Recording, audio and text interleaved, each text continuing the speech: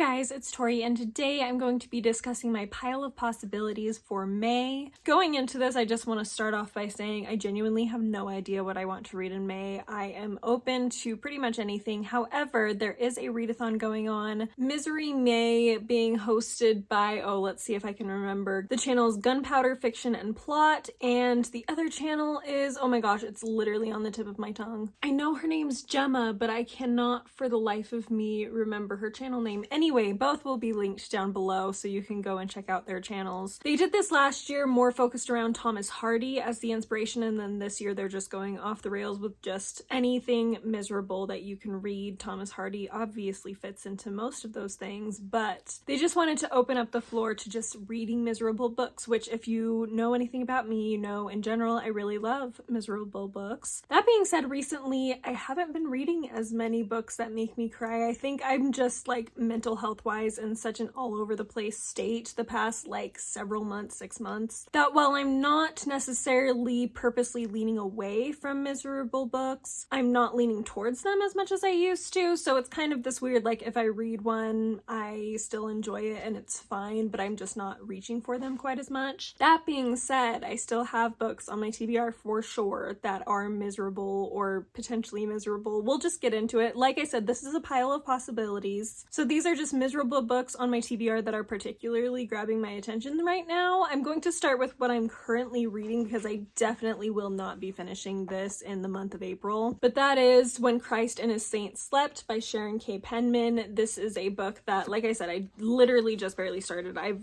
seriously only read like a page. It's about a week before the end of the month, and this is about 750 pages. So like I said, not going to be finishing this month because I'd only have a week to read it, and I definitely just don't have time or energy to do so. However, I'm hoping that I'll be able to get through it relatively quickly for how long it is so I can continue getting things off my TBR. This book follows the story of Eleanor of Aquitaine. I think it might be the first in a series, but I'm not sure. And honestly, I don't know how miserable this will be, but I feel like usually with stories that follow key figures, especially in medieval history, they don't usually end very well, and there's usually a lot of tragedy involved and unfortunate circumstances with this time period. So I'm expecting a lot of misery going into this, and I'm actually so excited to get into this because I love The Sun and Splendor by Sharon Penman about Richard III, and I've really wanted to read more by her and see if I like her as an author in general or if it just happened to be that one because of the subject matter I really liked. So that is what I'm currently reading and will probably not finish until partway into May. Past that, here are a few options that are kind of playing around in my mind. Again, it could totally change. I have other books on my shelves that could work for Misery May that I am not even mentioning. I may really just not want to read a miserable book, or maybe I'll read one or two and then not want to read anymore, so I want to reach for something a little lighter. So anyway, I have a lot of options. These are just a few that currently for this video are grabbing my attention. I think I will really want to try to prioritize a book or two from my 30 before 30 list because I literally still have not read anything from that list. Well, I read one thing from that list, and I just want to make sure I'm starting to get into that a little bit more. So I have two books here that caught my eye that are a little shorter but are on that list. The first one being The Bell Jar by Sylvia Plath. This follows a woman's experience with mental illness and institutionalization, I believe, so you know, a lot of sadness there. Or I could pick up Lord of the Flies by William Golding, which is about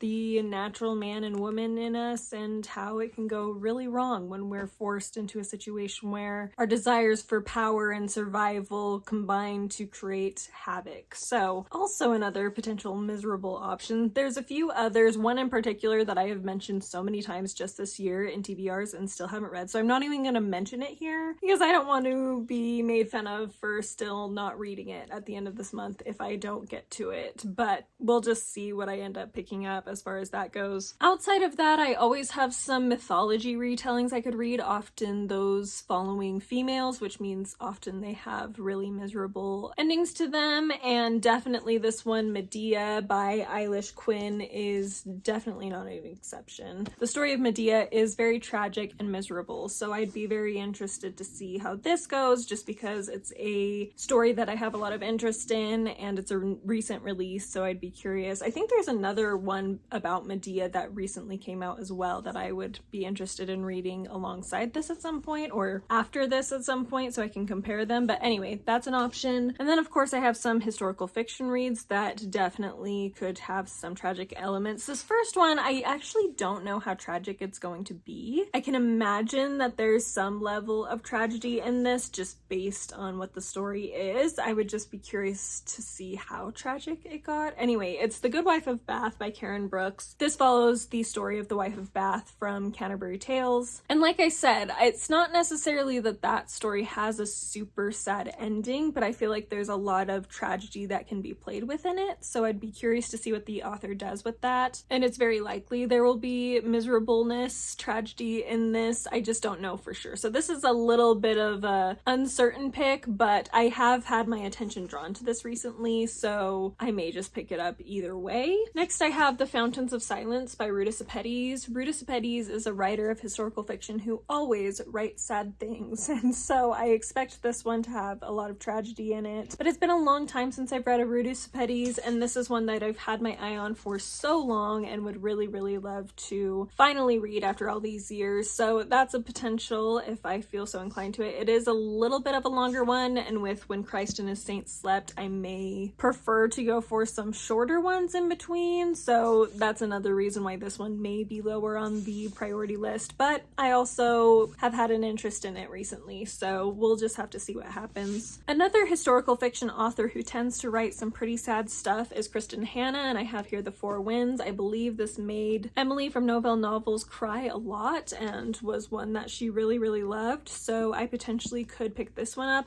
This one's also a little bit on the chunkier side, not horrible, but long enough that after When Christ and His Saints Slept, I may be more interested in reading some of the shorter things I have on this list than something like this, but we'll just have to see. And the last book I want to mention for this pile of possibilities that's grabbed my eye is Joan by Katherine Chen. This is another one that has showed up on many a TBR and I still haven't read, but the story of Joan of Arc is definitely a sad one, so I expect this one to have a lot of tragedy and just emotions in general. We're seeing it from her perspective, and usually books from a historical person's perspective, especially during this time period, tends to be really emotional and difficult to read, especially from a modern lens. So this one will definitely meet that criteria. And that's all I have for this pile of possibilities. Like I said, I may or may not get to any of these. I just wanted to give you more of an idea of where my head's at with reading right now, what I'm kind of leaning towards, thinking about, especially with this readathon. But genuinely, after When Christ and His Saints Slept, it depends on how long it takes me to read that and just what my emotions are like at the time. I'm just gonna see what happens. I may even use my TBR clear out prompt jar that I've been using for the month of April and just continue to use that, because I feel like sometimes I look at my physical TBR and I'm like, literally, I could read any of these and be happy. Like, honestly, I'm in such a reading mood right now. Even though I'm reading kind of slow, I'm really excited to pick up books, and so I just want to read all of them, which makes it hard to pick one. So anyway, I'm rambling now. Thank you so much for watching. I hope you are having a wonderful week, a wonderful reading month, and I will see you next time. Bye!